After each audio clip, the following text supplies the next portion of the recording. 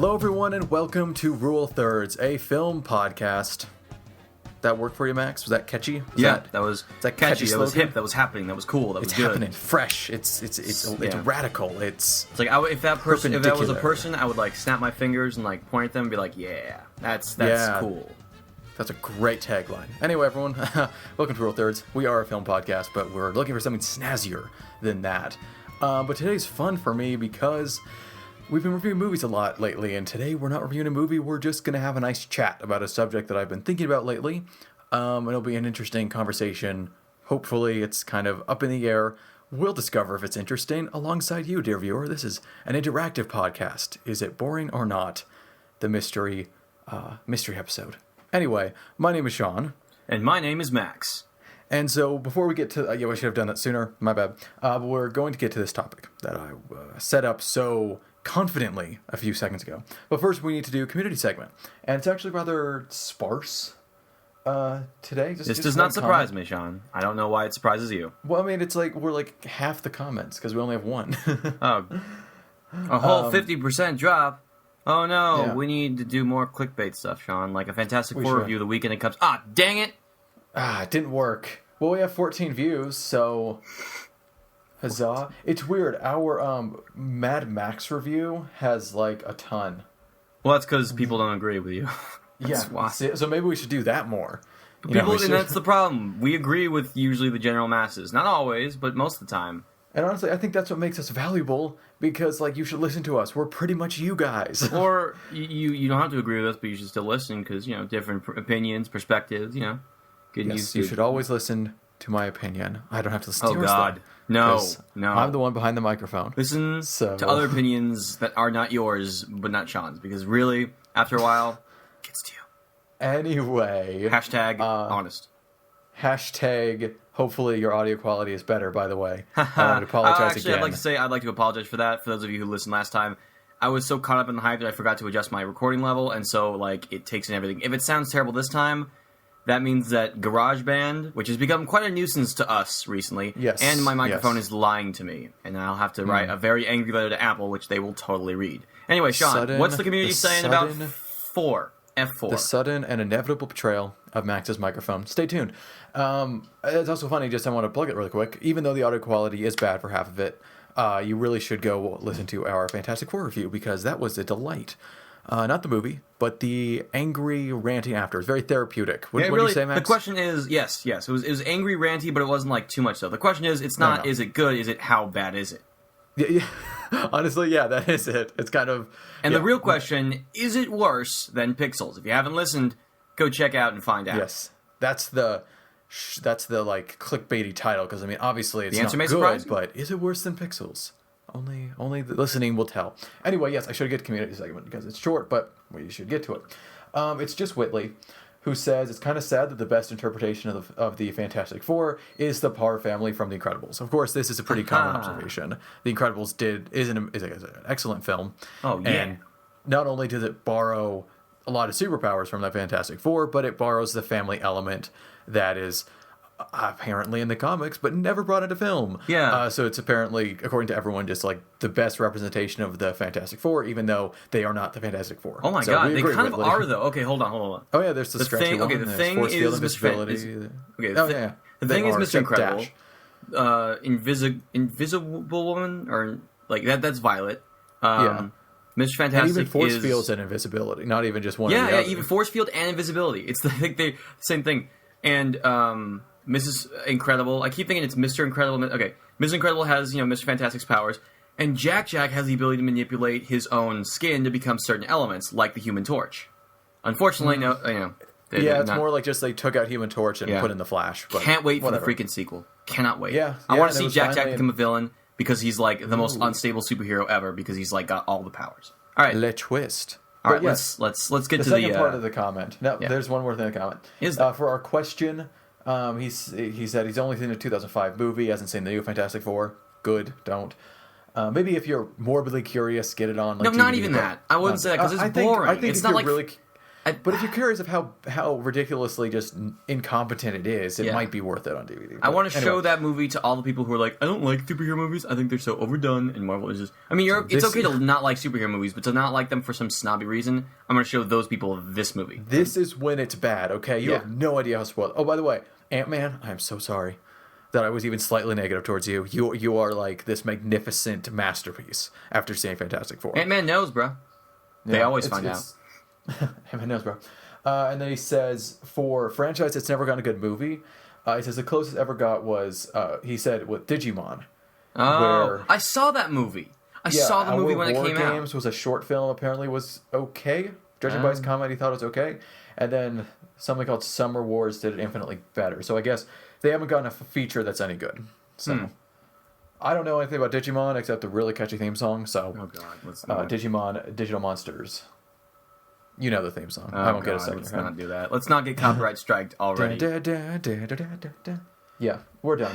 So let's get to this topic. I'll introduce it because I thought of it and wanted and brought up to Max to talk about.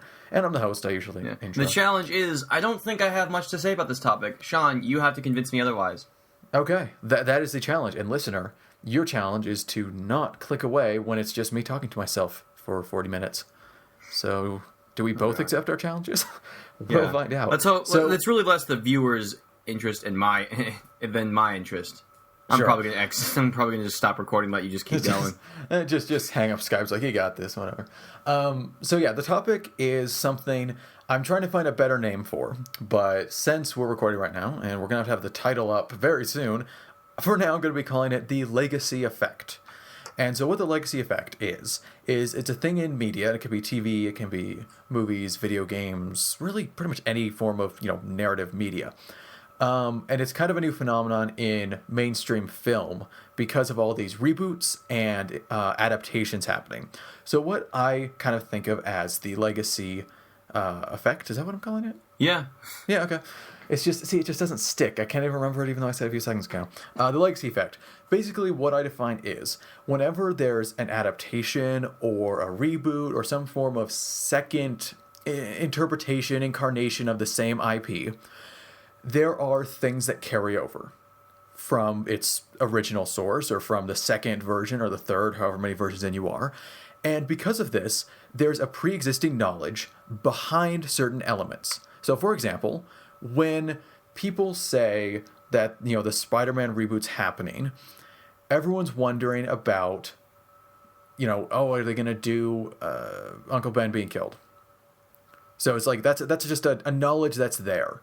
And so when the legacy effect kicks in is when something like the Marvel Phase 3 announcement happens. And this is what actually got me thinking. For those who haven't seen it, it's a fun video. It's back a while ago actually now, where Kevin Feige, they held an event, Kevin Feige came out and announced the entirety of Marvel Phase 3.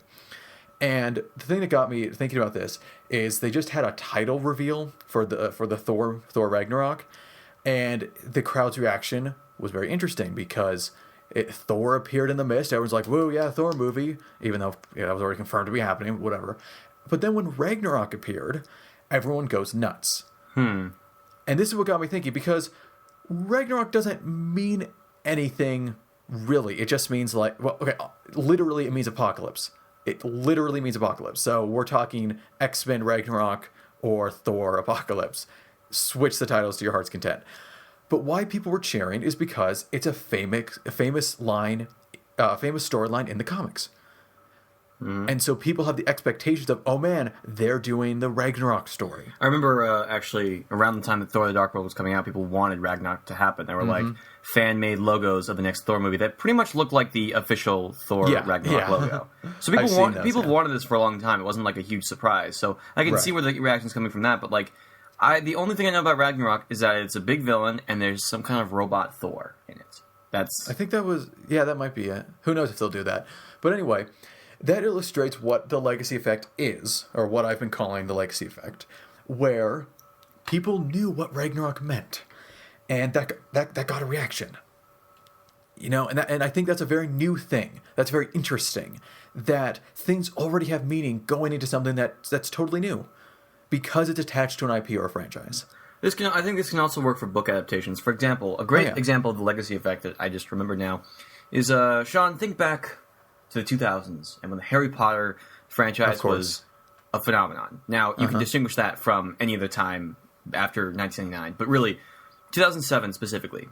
See, 2007 was the year that Harry Potter and the Deathly Hallows came out. It was a book. It was huge. I had it. You had it. We all had it. And I did have it, yeah. Actually, my sister had it, and I borrowed it to read it. So technically, I didn't have it. But... At that time, Order of the Phoenix was getting its own movie. It was not going to be Deathly Hallows. The books were not coming out. Or the movies were not coming out as the books were coming out. They still had some time. So when I was reading the Deathly Hallows, and I read the descriptions of the Battle of Hogwarts, which is still my favorite fictional battle ever.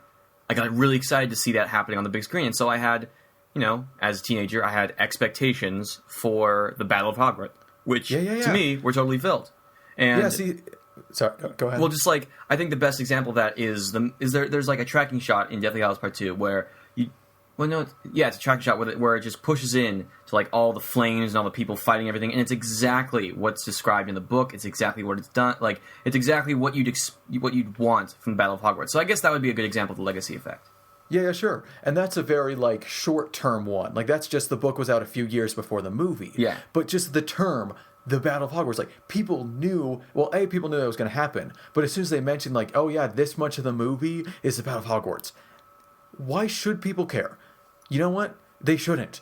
Because that means nothing. Yeah, it doesn't in the grand scheme. Like, it could still be a bad movie. We don't know. Right, but it's so cool that it does. Because it's an adaptation, because there's pre-existing knowledge. Now... That's a good example. And also, by the way, Battle Upon Our Fields is the vastly superior fictional film battle, but we will have that discussion. Oh, that would be a good I'm sure podcast. that was also a thing with Lord of the Rings, too. People were like... yeah, once those were announced, people kept... I think that also comes with the legacy effect of the term the unfilmable. Filming the unfilmable. Yes, definitely. This comes with Lord of the Rings, this comes with Watchmen, this comes with a bunch of adaptations that seem too... Cloud Atlas.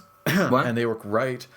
People said Cloud Atlas was unfilmable, and they were right. Oh, were they? I never saw it. It's such a mess of a movie. Oh wow. I saw it a few weeks ago. Yeah, well, it's that same idea. It's like, can you, the expectation not for quality, but for accuracy kind of comes to being, even though I don't like that. I don't like the implications of the legacy effect, personally. Well, okay, so that's the thing. I don't think accuracy is really it. I think it's just a matter of... There's weight behind it. Okay, and Thor Ragnarok, I keep coming back to that because, look, the name Thor Ragnarok, that invokes probably the most famous Thor event.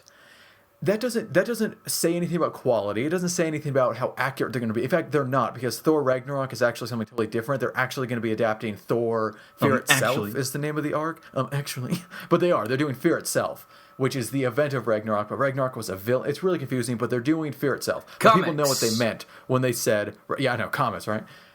#comics. But they know what they said. So, I don't think it's about accuracy. I don't think it's about quality. Ragnarok is the storyline. The fact that Marvel is doing the Thor storyline is just something people want to see. At the end of the day, I think that, like, just the weight behind Thor Ragnarok. Whoa. Mm-hmm. You know what I mean? Like, it just has that. Totally. It just has that. And that's something that I think is very new. So before we get into examples, we could just talk about this a little bit. Do you have any more comments on, like... Because, see, this is why I was kind of looking forward to this episode, is because it is going to be kind of a more open discussion. And, like, I don't have fully formed thoughts, really. So yeah. I think another example that maybe could be a little bit more effective, I think, is with Civil War. It's with Captain America Civil War. Yeah, because that's the thing. Civil War has so many expectations tied to it. Yeah. But more than that, it's just the legacy of... the comic series. Yeah. And that's why I think this name does work okay, because it does come down to the legacy. Marvel's Civil War has a lot attached to it, and that's being piggybacked on to build hype for the movie, for people that know it. So, Civil War. And Marvel's big on this because it's the biggest adaptation series right now. It's adapting all its comics. So that's why we'll keep bringing up the MCU, because it's a very easy place to go. So, do you have any thoughts of, like, what this... This sounds so lame, but what this means for movies? Do you see any ramifications? It goes into the realm of adaptation, and it's like, and this only comes with popular adaptations. For example, let me think about something. I believe The Imitation Game was based on a book, but nobody was hoping, like, nobody had any, like, well, there's going to be that scene in the book where that movie happened. Like, there's going to be that scene in the movie, like, in the book. 7. Yeah. Like, that's not, that wasn't focused on. It's pretty much based heavily in, like... pop culture. Like specifically blockbuster culture, basically. Yeah, it kind of has to have a name. That's something I've noticed. It has to be, like, a character or an event. Yeah. I think like that's really all it applies to, because it has to have that weight to it, and you can't just say, we're doing, I don't know, this costume or like this setting. That doesn't carry weight. It has to be either a plot event, whether it's a whole movie or just one thing, like Battle of Hogwarts or Civil War. Or it could be a character, which we'll get to later because I have some examples. Another good example. I think this all comes down to subtitles. That's really what this is. Yeah, that's good, perfect. Actually, thank you. Wow, I never thought about that. That's a good. Yeah, go ahead. That's a good this all comes down to subtitles. For example, we're going to go on the opposite of the superhero movie realm. When DC unveiled the title for the next DCCU movie, it was Batman v Superman: Dawn of Justice. And if you know DC, you know that Justice is most associated with the Justice League, and with Batman and Superman in there, and also Wonder Woman. Probably. Yeah. That pretty much means that we're going to be seeing the Justice League at least form in some very string, like by a thread, not by like an actual bond. There's some promise. Yeah, there's a promise just because of the word justice. That's really it. And maybe that's part of the legacy effect. There's a promise. Because guess what? Thor Ragnarok, nothing to do with quality, but it's going to be huge. It is going to be important. Yeah. That's what that carries. People are going to be more upset if Dawn of Justice is good and does not mention the Justice League than they will if Dawn of Justice is bad and mentions the Justice League. Wow, that's so true. Wow. Sad. Anyway. Nerd culture, ladies and gentlemen. So I think I like what you're getting on with the subtitle, because that is actually an interesting thing. Subtitles are becoming much more frequent now. Mm-hmm. And a lot of people have said, and I'm sure this is true, that numbers scare away some people from sequels. Okay, Sean, do me a favor. Can you imagine if Marvel had titled it, instead of Iron Man 3, titled it Iron Man Wrath of the Mandarin? Do you realize how much craziness would have happened, even more so than it already did once the whole Mandarin thing was uncovered in the movie? That's so funny you bring up the Mandarin. We'll come back to him. Oh, okay. Trust me. What was I saying? Right. So subtitles, that's the reason a lot of people say that franchises are now doing subtitles and not numbers, because, Star Wars Episode 7, that's 6 movies to watch before I can see that in theaters. That's not going to happen. Oh, no, I have to watch Star Wars movies. I know, and also everyone's seen them. That's a silly example, but that's what popped in my head. And so they're calling it Star Wars The Force Awakens. Mm-hmm. Because they don't want the 7. Star Wars, Captain The Force America woke up doesn't have anything. Subtitles are the new thing. Or like variations where it's like Rise of the Planet of the Apes, Dawn of the Planet of the Apes. It wasn't Rise of the Planet of the Apes 2. Yeah, so I think subtitles are also a good way to invoke this legacy effect, because the MCU is a good way to do it, because I think they're good at doing this. Like Captain America, the Winter Soldier, boom, everyone knew what that meant that read the comics. Captain America Civil War, boom. Thor Ragnarok, boom. You get this instant recognition and weight behind your film just by borrowing the weight that you already established. It's piggybacking. That's really the only way to put it. And I think that's really fascinating, because that's new. Mm-hmm. Here's the thing, though, Sean, and here's what I'm seeing coming from a different filmmaker, even though we just mentioned it. So J.J. Abrams, the director of Cloverfield, Star Trek Into Darkness, and Star Wars The Force Awakens, has gone on record saying that he doesn't like how internet culture has basically made the movies a surprise-free zone, which I totally agree with. And sometimes he will go out of his way to kind of subvert. Oh yeah, he's famous for that. Yeah, like he did with Cloverfield. If you look up Cloverfield, and Super 8. Yeah, search up Cloverfield's Voltron, and you'll understand. Basically, I think one of the many reasons they decided to jettison the expanded universe of Star Wars is so that they wouldn't have any expectations behind it. Right. Because people got mad when the expanded universe was going to be asked to not even be canon anymore. It was just going to be the 6 movies, Clone Wars, Rebels, and that's it. So, if they were to put it in, there would be expectations. People would know who would be in it. And now there's not that anymore. It's going to be completely new. Hey, that's a good way to talk about, this can be a bad thing. Oh, absolutely. I love surprises, so I don't like this kind of stuff. And expectations in general. Not even about surprises, but yeah, it's like, people are watching Star Wars Episode 7 and say, whoa, hey, where's Han and Leia's, daughter or whatever? Where's Mara Jade? Where's Mara Jade at? Yeah, where's Mara Jade at? Or, for me, it's like, whoa, where's Kyle Katarn? I mean, come on, you gotta get me Kyle Katarn. He's the best, by the way. I would love if he could jump in the new movies. I would love to see a Dark Trooper in Force Awakens. Mm-hmm. Well, we'll have to make do with Chrome Trooper. Yeah, that's true. # Brienne of Darth. Anyway, I still love that. Love that joke. Anyway, that is a good point, where sometimes when people have that expectation, you don't want it. And so Star Wars said, we don't want all this. I mean, I'm sure part of it was, we just want to make our own movie, guys. We've got like a bajillion books and video games and all this mess that we'd have to like reckon with to create a trilogy out of. Like so tightly constricted by all these books that we had no control over. They just threw it out and said, we have freedom now. But I also think part of it was they don't want fans saying, where's so-and-so? Where's so-and-so? How can you do this if that? Or when are you going to do this event? Or like, when is the flaming sword woman going to kill? Is it Mara Jade that kills Luke Skywalker? No, Mara Jade and Luke Skywalker are married. Oh, okay. Because all I know is there's one with a flaming sword kills Luke. Oh, it's really? Like, I thought Luke died. Well, that? all right, this is getting out of hand. Let's not So go that- into this rabbit hole because it's one heck of a rabbit hole. See, that's why they decanonized Yeah, it. because it's too much, it was and a also mess. because it sets up the legacy effect of just people like not only having weight, but people just knowing what's going to be in the thing. Like, what's going to happen in Civil War? Well, I mean, people keep saying, "Oh, Captain America's going to die," probably because is. that's what happened in the books. Again, I I still have other thoroughly reasons, but- stick by the notion that Marvel Studios, based on what they've done so far, is completely separate from the comic books. Completely. Yes, And there's no however- reason, there's no like rhyme or reason to like say, oh, it happened in the comics, so therefore it's going to happen in the movie, because that doesn't happen. Right. It's true. I know. So we just discussed why you might not want the legacy effect. And we could delve into that more if you have anything more to say about that angle, whereas like you don't want it. And expectations are a huge thing, and just you don't want in that case of Star Wars, they didn't want to worry about it. But sometimes you don't want the legacy effect. You don't want weight behind it. You want to be your own thing. And that's actually something that a lot of filmmakers have complained about. Why they won't take on big franchises is because they just want to do their own thing. They don't want like, hey, I'm going to jump in and do this Captain America movie. And someone says, gotta do Red Skull. They're like, well, I didn't really want it. It's like, man, look at the comics. It's Red Skull. So, and I understand that fear of big franchises because most franchises now are adaptations or some form of rehashing. I say that sounded negative, but you know what I mean, of something pre-existing. And so, yeah, the expectations does play into the legacy effect. And rumors that Josh Trank was kicked off aside, the official statement is that he didn't want to take on another franchise so soon. He wanted to do his own thing, and I think that was from Fantastic Four, and just like. There's too much behind it. Maybe the Fantastic Four was also a victim of this because with Fantastic Four you gotta have Doom. You just gotta have Doom, right? When you could have had a different villain here because there are tons of Fantastic Four villains, and you could have had Doom in a later movie. I mean, it's kind of weird how Man of Steel actually went to Zod instead of Kryptonite or Lex Luthor and saved that for the second movie. That's kind of an exception. Yeah, or Brainiac, honestly. Yeah, Brainiac. But rumors of Brainiac, and I think they could do an awesome Brainiac. We digress.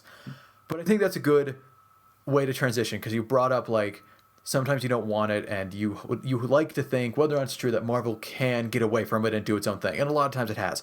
For example, a transition, Iron Man 3 with the Mandarin. Yeah. And this next topic I want to bring up is when it backfires, because there are a lot of good examples of this. And the Mandarin is just number one for me in my mind right now because they said Iron Man 3, the end of his trilogy is going to be the Mandarin. And people went, oh my God.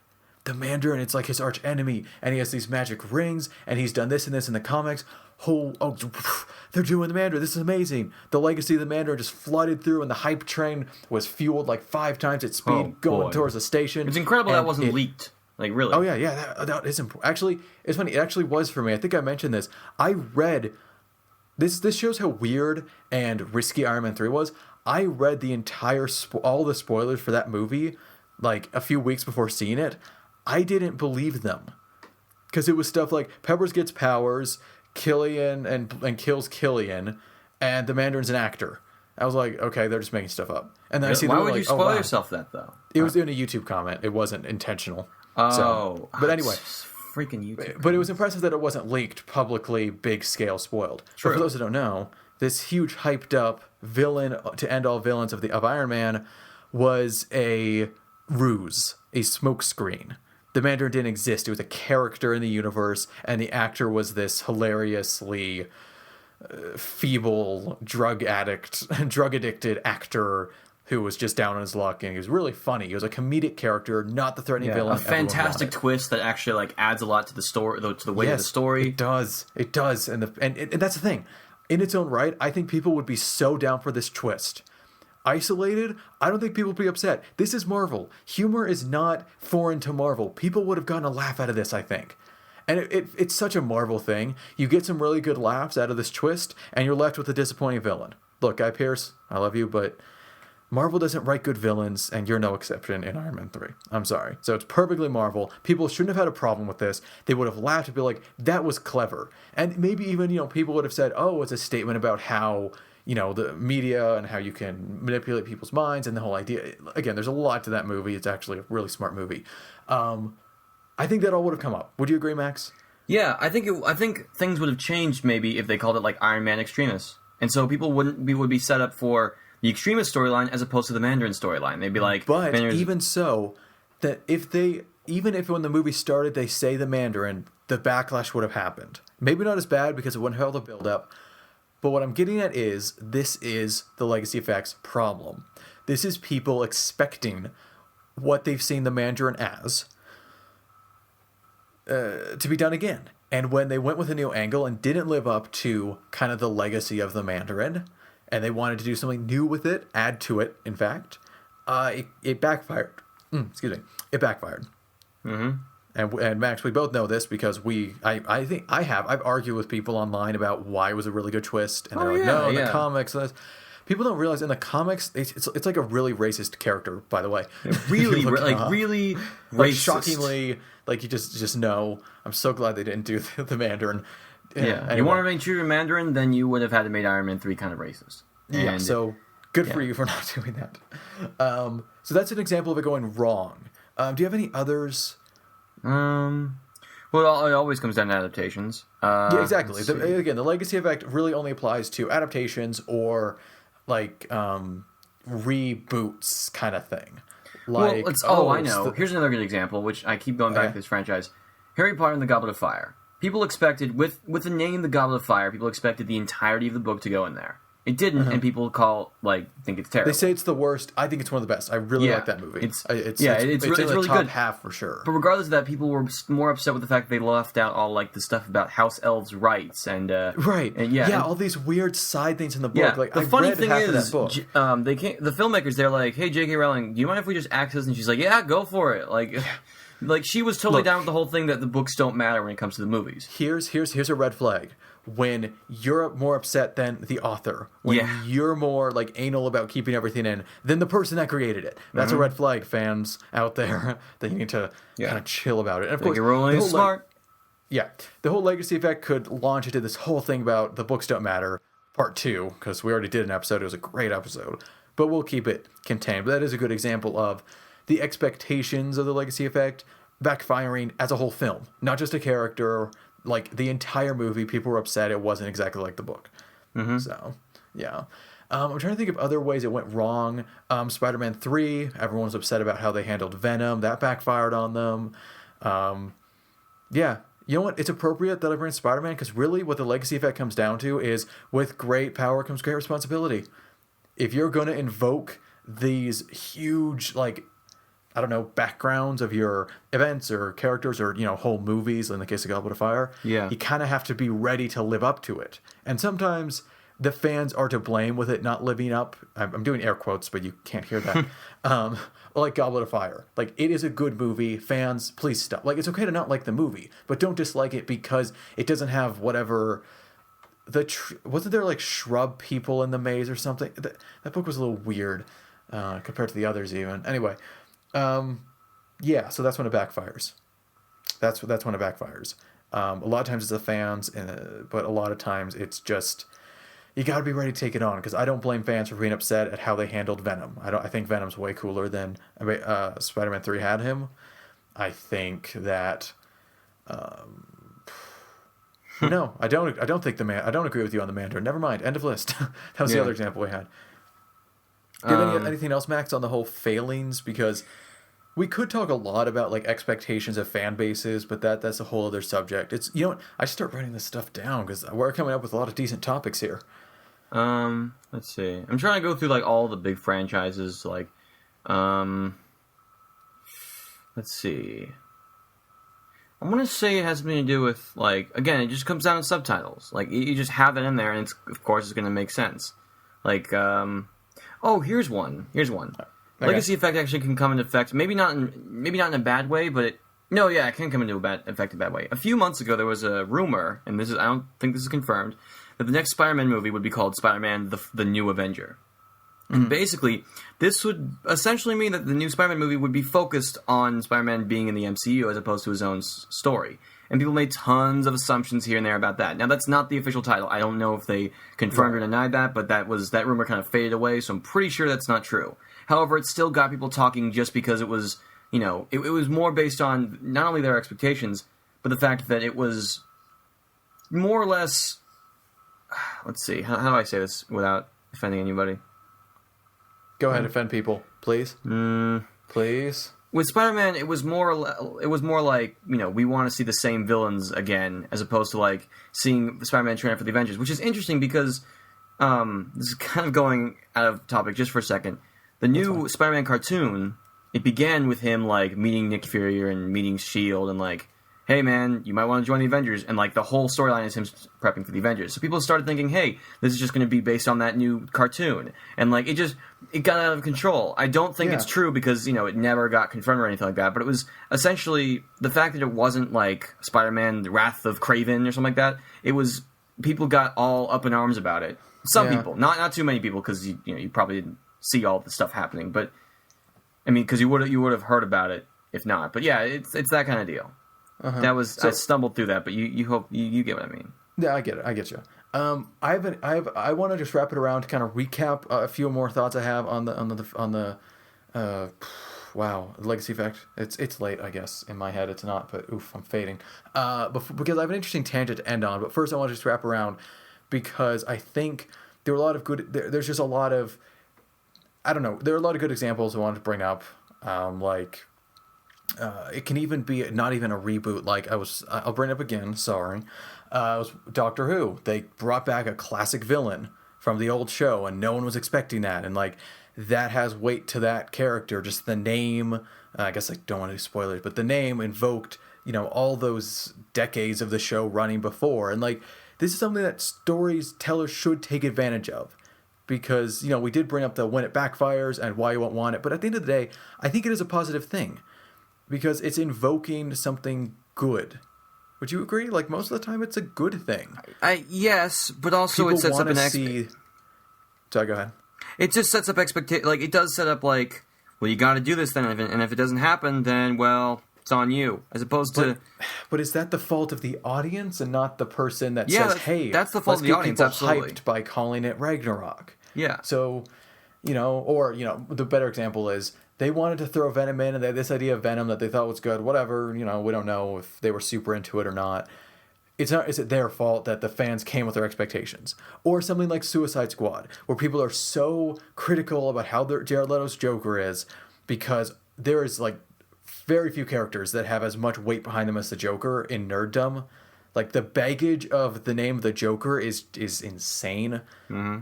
So... Man, I feel I didn't want this to be so negative, but there are so many downsides to this. There are. See what happens, Max? I come to you, we talk, and you bring me down, man. You bring me down. So basically, that was kind of that's a good like full circle discussion. Legacy effect. It's just kind of the invocation of a history, and I think it's something new, and hopefully it's not abused, where it's like they use the name and don't even try to live up, because some expectations should be met. Like, guess what? If you're going to make your movie Captain America Civil War, if Captain America doesn't fight Iron Man, I'm going to be a little upset. Because at some point, maybe use a different name. You know what I mean? Mm-hmm. So, hopefully the main focus of Captain America Civil War is hero v hero and not hero v villain. And then, there's this scene where Tony and Steve punch each other. You know what I mean? So there's some level of expectations that I think I can get behind whenever there's this whole legacy effect. Like, the Joker should act in a certain way, but there is so much room to vary on the character. You should vary with this character. Or like with the Mandarin. If you want to vary so much to make a new point out of the character, huzzah. So in that case, I'm not behind criticizing it, because I think it's a brilliant use of the legacy effect to kind of mess with the audience as it's messing with Tony. People don't get how smart that was, Max. We should do a podcast on why Iron Man 3 is great. Yeah, it's at some point, yeah. I mean, it's really, really good. Mm-hmm. Okay, so, are you done, Max? Do you have anything on the general subject? Because I had an interesting thought that I kind of want to just bring up and end it with that. No, that's... And it's a discussion, so we have a little bit. We're not very far in the podcast, so it's a short thought, but it's a thought. Yeah. I've gotten through all I wanted to get across. Cool. So here's the challenge. We start with the challenge, and here's the next challenge. For any theoretical person out there that wants to make a movie, here's the question. Not every movie can be based off something or have any predecessor. We have tons of original films happening, tons of original characters happening, despite what some people say about the film industry being dead, whatever. How do you invoke that sort of feeling when you don't have a background? In your film that's totally original, if you want that kind of impact behind a character or an event or even your whole story, how do you do it? Because wouldn't that be great? Because think about the excitement of people going to see Thor Ragnarok because they recognize the name, or so excited to see whatever character because of their attachments. What if any character could have that level of excitement behind it, or any event or storyline could have that excitement behind it? Can you think of any way to do it, Max? No, I can't. Because I didn't expect you to, because I put you on the spot. Sorry about that. It was more theoretical. But if you did, I'd be impressed if you were able to think that quickly. I mean, congratulations if you could have. But, But I had an epiphany moment. It was actually only earlier today, and that's when I decided, we should do this topic, because I think it's an interesting theory. A film theory. Anyway, it's not set in stone. I'm not saying it's like, oh, this is it, guys, but it's a theory.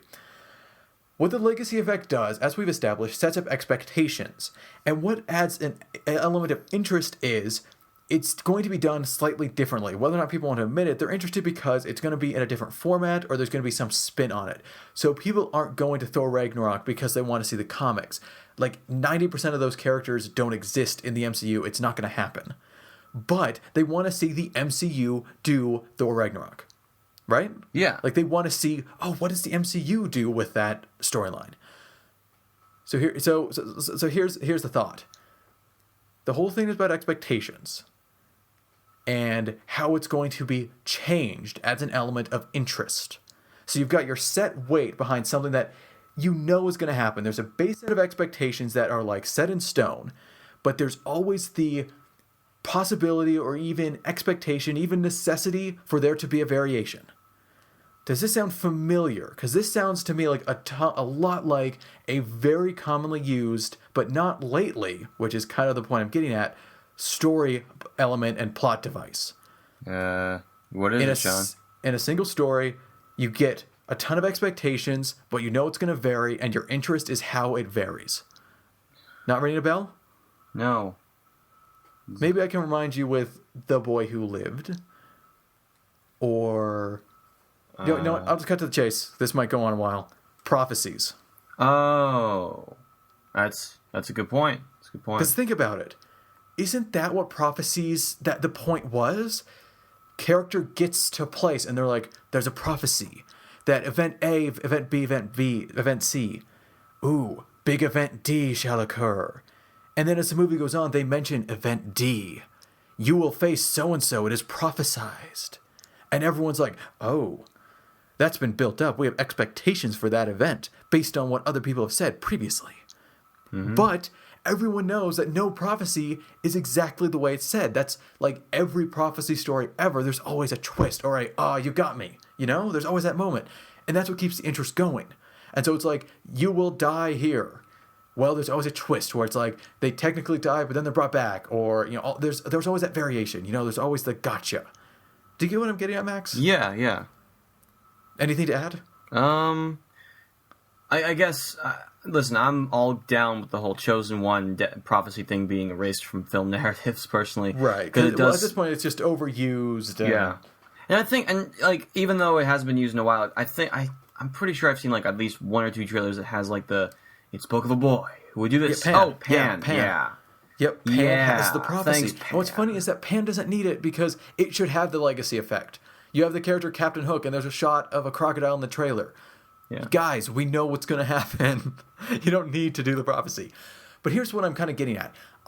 My theory is that this is, of course, not intentional, but, in a way, prophecies were the way to kind of get this effect before you could have however many decades of comics or however many books or however many reboots behind you building up something. Would you agree to that? Like, this seems like it fills the same role because you set up expectations and you add weight. It's like, this is when the world may end if you do this. You know, like, you add weight in the story world because you want to get that weight behind that expectation, and you might even give the event a name. I've seen that a few times. Yeah, I can see that. Yeah. Yeah, and so I think this is pretty much, they were trying to get this same effect. And nowadays, prophecies aren't that common. And of course, a lot of it is definitely, we're just tired of it. Okay, we're done with prophecy stories. I don't think I speak for just myself, right? Mm-hmm. Everyone's pretty sick of the prophecy stories. However, yeah. I wonder if part of it is, like, now we can get that effect from the word Ragnarok. We don't need a prophecy, like, in Age of Ultron. They didn't need to say, Thor, in your future there is a giant snake, and you die, usually, but not confirmed yet for the MCU. You know, we didn't need that. We didn't need a prophecy leading to Thor Ragnarok. And Thor Ragnarok probably won't open with a prophecy. We're probably just going to have it happen. Mm-hmm. You know? And that's because the movie is called Thor Ragnarok. That's it. That's the only reason we're skipping it. Like Thor sets itself up. It's fantasy. It's you know, kind of a mainstream hero story. This is just perfect for a prophecy. Easily, Thor could walk into this ancient cave and Heimdall's like, whoa, this prophecy. Easy. That would fit. Like, no problem. Would you agree? Yeah, absolutely. Like, no problem. I'm not saying it's good or bad. I'm just like, it would fit. Just spot on. But we can skip the entire prophecy story. We can spend all that time doing something else. We can make it much more interesting to today's audience, because, again, we're sick of prophecies, by just calling the movie Thor Ragnarok. Isn't that bizarre? Yeah. I think that's fascinating. I don't know. That's why I wanted to bring it up, because, like, that's so weird to me. One word has that much impact on a movie. And that's why I started with Thor Ragnarok, because I knew I wanted to end with Thor Ragnarok. Like, that's just a prime example. Call it Thor Ragnarok, have a totally different type of story. Your film is totally different and saved from a lot of tropes that would probably bogged it down. Just by the single word subtitle. Mm-hmm. Boom. Legacy effect. Max, do you have any closing comments? No, I'm good. Everything, all the questions that you have posed have been answered, so I'm good. Okay, cool. I think this went well. Do you? Yeah. Yes? Okay. Hopefully I didn't talk too much, but I liked, you know, kind of talking it through. It's an interesting topic for me. So I guess the question is, what's your favorite invocation of the legacy effect? And do you agree with the whole prophecy thing kind of being like a substitute, kind of like in a self-contained thing, kind of create this type of expectation, weight, and interest? So I guess that would be my question for this episode. Is that good, Max? Yeah, it's good. Okay, cool. And Max, do you want to do Fantasy Movie League or should I? Yeah, you go ahead and do it, John. Okay, so as was spoiled a few seconds ago, we're going to do Fantasy Movie League now. That was a kind of abrupt end, but there's your question. Thanks for listening. Hopefully it was an interesting conversation, because I found it interesting, even if it was mostly me thinking out loud. Sorry if that was too much of me thinking out loud. But now we're on to Fantasy Movie League. So we've got at number 6 tied the the Seth Playhouse. I swore I'd never try to say that name again. The Seth Playhouse. And a WoW finish at 0. Neither did their picks, so that's unfortunate. But then at the bottom we have Gat Wooden's Movie Fun Times 8. Again, we don't know who you are. It's a new member. We don't know who you are. With 84 million this weekend. Number 4 is me. Didn't do too great. 91.9 million. Number 3 is Larry, 96.8 million. Oh, I hear a dog in the background. Hooray for dogs. Right, Max? Am I hallucinating, or was that a dog? No, that was a dog. Okay, good. I always have to check, because I occasionally hallucinate dogs. It's a necessity, okay? Number 2 is so close. My mom got number 2, so she could have won 3 times. Yeah, she could have won 3 times in a row. But Lame Chick Flicks Are Art, Cineplex, has 107.5 million. And then number 1 is Max by a good chunk, actually, with 123.3 million. I didn't bet on the Fantastic Four. Well, neither did I, and I didn't do nearly as well. So you did other things right. So the standings right now are like exactly as... Oh, they're not. Oh, unfortunate. I slipped down to 3rd. Of the 3 of us, I'm number 3, Larry's number 2. Max, you're still at number 1. So, Max, why don't you give me your picks for this next week? So my picks are pretty much the same from last time. Got 2 showings of Mission Impossible Rogue Nation, 3 showings of Ant-Man. I'm going to throw in 2 Minions in there. Just why not, right? But my number 1 is going to be it's coming straight out of Compton with I think that's going to do very well this week. I think it's been hyped up enough. I think it's a big. I think there's a big audience for it. I mean, I don't know about you, Sean. I'm going to go see it, but yeah, I'm going to bid on that one. That's very interesting, actually, because I'm a little different. So I did not put Straight Outta Compton in my Cineplex. And the reason why is because I expect it to take number 1 this weekend, but I don't think buy enough to justify its price. Because it's 420 out of 1,000. That's a good chunk of change. And so while I agree it has a good audience and it's probably going to be number 1, I'll be surprised if it isn't, I don't think it will be by that much. So that's my reasoning. However, The Man from U.N.C.L.E. I think is going to do 8, and it was under half the price. So I put 1 Man from U.N.C.L.E. or UNCL. That's so confusing. Whatever. And I'm kind of going with the theory that instead of like getting that number 1, the key is a lot of the number 3s or 2s or 4s. I'm going to go with that. I have 4 showings of Mission Impossible Rogue Nation. Nice. Because I think it's going to do so pretty well, and that's and even compared to the newcomers. And I'd love to have whatever it makes times 4. And then I also have 2 showings of The Gift, because it is getting a lot of good buzz, and I wonder if this second weekend, a lot of people that have heard good things are going to tune in, and it's going to hold really well and not drop as much as people think. So that's it for me. 1 Man from U.N.C.L.E. and 4 Mission Impossible Rogue Nations and 2 The Gift, which I need to go see. I really want to go see because I'm very interested. Yeah, that's Fantasy Movie League. Again, if you want to join our league, it's fantasymovieleague.com. The league is called Rule Thirds, and the password is Cinemattack. No capital letters, no spaces. Cinemattack, 1 word. It's in the description, by the way. So feel free to join in and let us know who you are in the comments or whatever. And yeah, we'll read how you did on each podcast. It'll be fun. So that's it for us, isn't it? Yep, that's it. Okay. So thanks everyone for tuning in. Again, hopefully it wasn't too me thinking out loud. Or hey, if it was me thinking out loud, hopefully you found that interesting. I don't know. And next time we'll do something. We don't know yet, because I don't think we're reviewing a movie, are we? Nothing's really coming out? Nope. Okay, good. Because I was sick of reviews. We had a great last review, but I wanted to have a break for a while. So whatever we're talking about, I'm sure it will be delightful. And until then, my name is Sean. My name is Max. It's tricky to get used to, isn't it? You don't think you have to say "and" because you expect the third person. Yeah, especially since Larry... that won't be the norm for long, folks. Oh yeah, that's true. Huh. Well, I think we're like halfway through Larry's go. When is he getting back? Next month. Oh, okay, so we are a little ways. Anyway, this has been Rule Thirds. Thank you for listening. Larry will be back soon, but tune in next week for me and Max again. Happy, joy. So, again, thank you, and you'll hear us later.